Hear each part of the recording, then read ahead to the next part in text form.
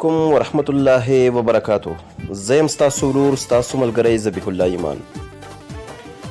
ملګرو نن درته دا ویډیو د دې لپاره چمتو کوم د کومو ورونو چې د خپلو موبایلونو د بیک بټن خروپه شوی وي یا بیکاره شوی وي نو هغه کولی شي چې د یوه اپلیکیشن په ذریعه باندې د بیک بټن استعمال کړي.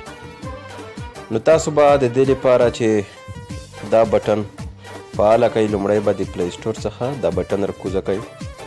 هغه بټن تاسو ته زه ښایم. هغه بټن په دې شکل ده. بیک بټن به تاسو په پلی سټور کې ورته ولیکئ او تاسو ته به دا بټن راواړوي او دا به ډاونلوډ کړئ. نو دا بیک بټن ده. د دې په ذریعه موږ کولی شو چې د موبایل څخه په شا بهر شو یا ووځو. نو که چېرته مو موبایلونو د بیک بټن کار پرېښولی وي او د جوړولو امکانات یې نه وي نو تاسو کولی شئ چې د دې اپلیکیشن څخه کار واخلئ او ګټه ترې پورته کړئ. نو د دې لپاره چې دا اپشن موږ څنګه فعالولی شو، کله مو چې دا اپشن فعالوله نو لومړی به بیک بټن باندې کلیک وکړئ. کله مو چې دا کلیک کړه نو دلته به تاسو ته دا میسیج به تاسو کلیک کړئ. دا به تاسو اکسیسیبیلیټي ته یوسي. نو زه وایم سیټینګ اکسیسیبیلیټي. کله چې دلته یوړئ دلته به تاسو دا اپشن فعاله کړئ. تاسو به ښکته لاړ شئ.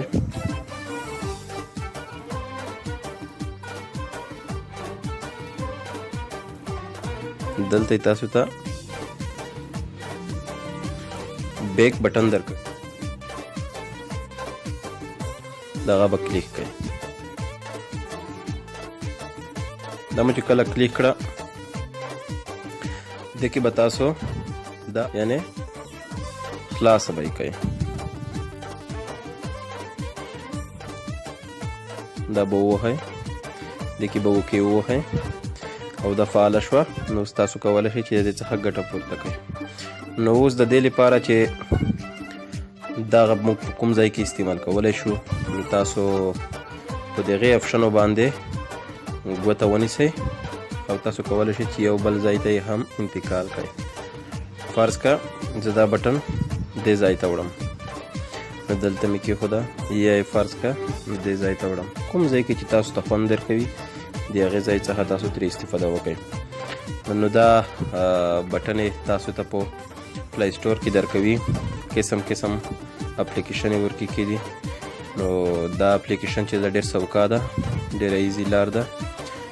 نو تاسو د دې لپاره تاسو په اسانۍ سره دا فعال کړی وي نو تاسو هم دا اپلیکیشن راکوز کړئ. نو مننه چې دا ویډیو مو تر پایه راسره ولیده. د بیا لپاره د خدای په امان.